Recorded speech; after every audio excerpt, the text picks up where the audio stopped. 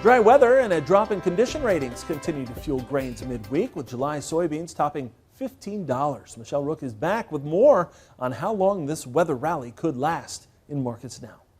Big rally in the grains on Wednesday. Tomm Pfitzenmaier, Summit Commodity Brokerage, joining us with analysis. And Tom, this rally seemed to be pushed by kind of a surprise in both crop ratings as well as this subsoil moisture condition. They weren't obviously anticipating as big a drop as we saw. And in addition to that, we've talked quite a bit about how dry things were in the east of the Mississippi.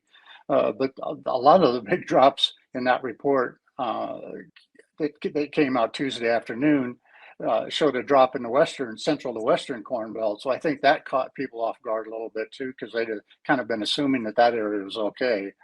The other thing that I thought was important was this large percentage of the crop, or ground anyway, that's deficient in subsoil moisture. You know, a lot of times in June, you can sustain the crop fairly well without a lot of rain if you have good subsoil. But this is a situation where that subsoil is not there to sustain the crop. So you need to have rains, and we just haven't been getting them.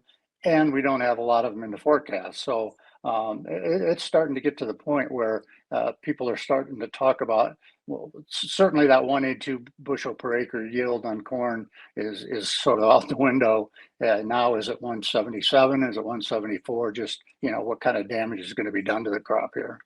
So we did close above, like you say, some major resistance areas and moving averages. And so where do you think we project to now? Oh, I think there's another 30 cents up in corn. I don't think it'd be that difficult to see the December contract work its way up toward 648, 650 range. The November soybean contract up in that 1420 range, I don't think would be that hard to come by. Another, 40 cents or 60 cents up. So there's some room for it to move on the upside. Soybeans also got some help from the big rally in the meal market, with those meal oil spreads being unwound, and that was really tied to this EPA RFS announcement, wasn't it? That was a disappointment, particularly to the bean oil industry. So you end up with bean oil down the limit.